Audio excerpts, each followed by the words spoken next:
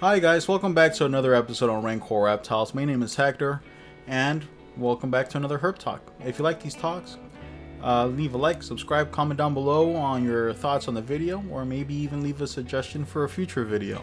And as always, thanks for coming by and watching these videos. Now, today's video is focused around animals that require lower amounts of care. Just the amount of care. The amount of time your husbandry is going to take for these animals on a daily basis.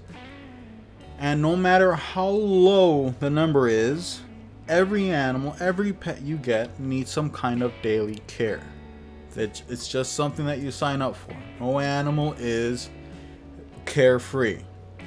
An animal that is carefree is an animal you're actively neglecting. Okay, so all of these animals require at least a minute of your time a day. If it's a cleaning day, feeding day, obviously they're going to take a little more time. However, all of these animals require time. So don't neglect. Alright, starting off at number 5, Pac Man Frogs. Pac Man Frogs are basically pet rocks. They require two things from you: proper temperature, proper humidity, moist substrate. That's 3 things. Proper temperature can be eliminated basically because if you have your heating element hooked up to the thermostat, your temperature is pretty much going to be constant. You want to double check these temperatures with a thermostat or temp gun.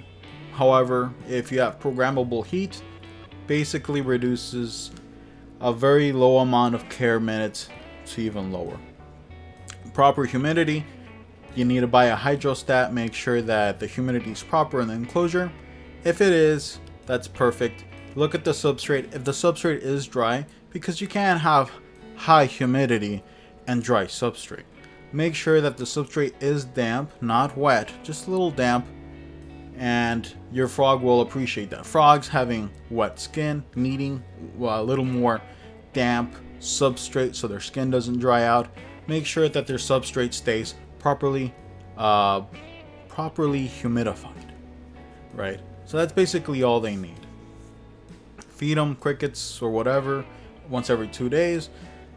Not a lot of work. If they defecate, it adds another 40 seconds. Just glove up and just pull out all of the coconut core that got tainted, and that's it. Fairly easy spot cleaning.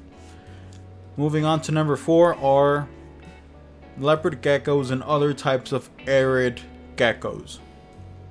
Arid geckos is a very broad umbrella term I'm using.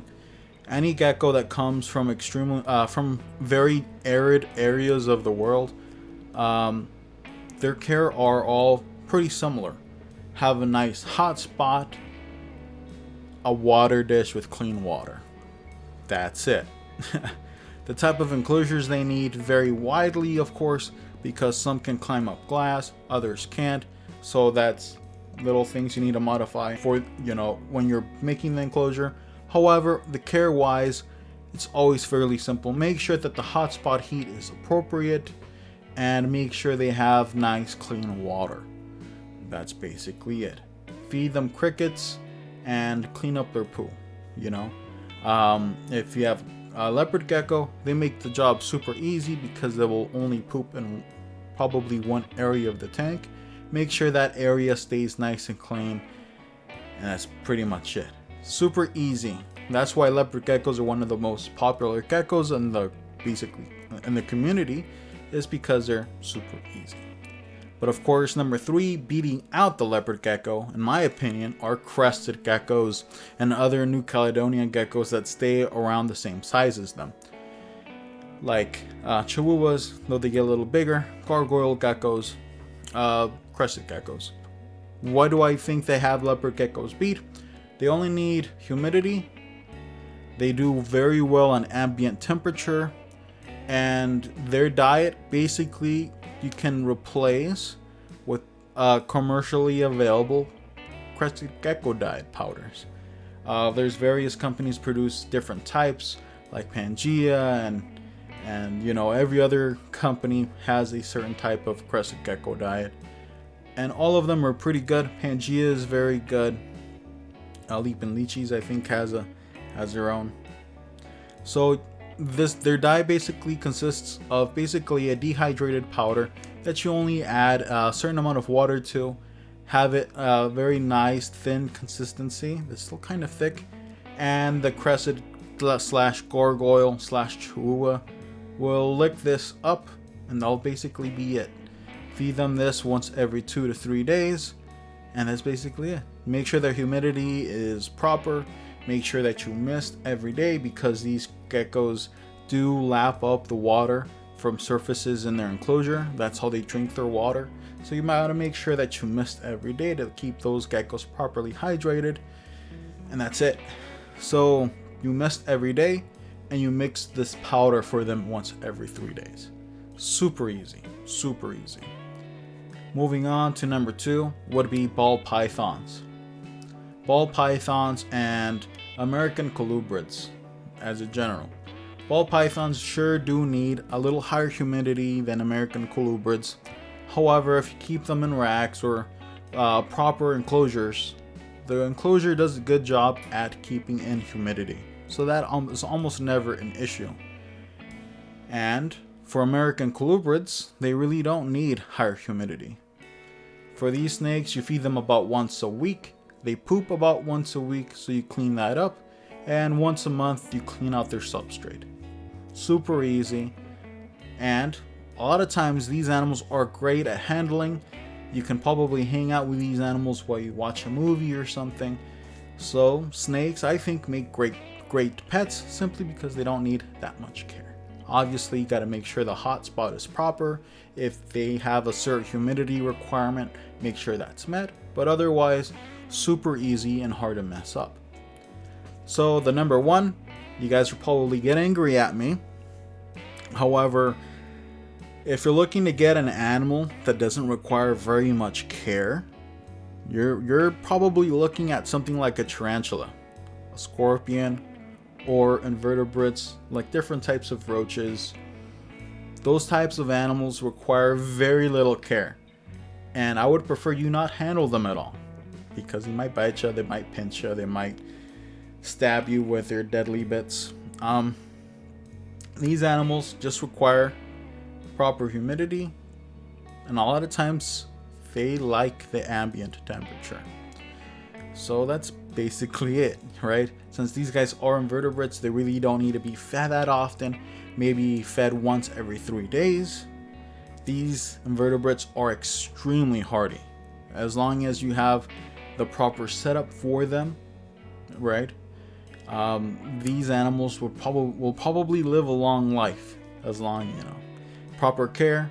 And if they're females, they will live many years. If they're tarantulas and scorpions, and if they're males, they'll live, their short adult lives in relative comfort. These guys don't require that much care. They don't require that much space. That's why a lot of people that have lots of tarantulas and lots of scorpions, they have a lot of them because they don't require that much space. So if you're looking for something that really doesn't take up that much space and doesn't require that much effort on your part, look into getting a tarantula. Look into getting a scorpion. I happen to have a tailless whip scorpion. And let me tell you, this thing, I just got him at an expo. I think this is the 3rd day that I've had this guy. And it's absolutely badass. This is basically the adult size enclosure. So I can see why people would want to have 3 or 4 of them. Right? I threw in some crickets, and the little scorpion in here flew off its hinges and attacked the crickets like it was on crack. Okay? It was absolutely badass and cool. The cool part is, of course, is that there's other types of invertebrates, tarantula, scorpions, that are harmless to you, like this tailless whip scorpion. Doesn't have any type of venom or anything. So if you're planning to get something like this that poses no threat and really can't hurt you in any way. Look at a tailless whip scorpion. That's pretty cool. Get a vinegaroon. Though they can pinch you, they really can't do anything to you. Maybe even get a colony of roaches if you like how a particular cockroach looks, like Madagascar hissers. Those are really cool. Grow up some of those. They require very, very little care. They're pretty cool pets. So that's it for the list. If you like the list, let me know what you liked. If you didn't like the list, let me know what you didn't like. Leave your thoughts below. If you agree with the things I've said, let me know. If you disagree, all the more so, let me know. If you think that there's a different animal that should be on this list, put it down below. And reasons why, of course. As always, thanks for watching these videos, and I'll see you guys in the next one. Thanks.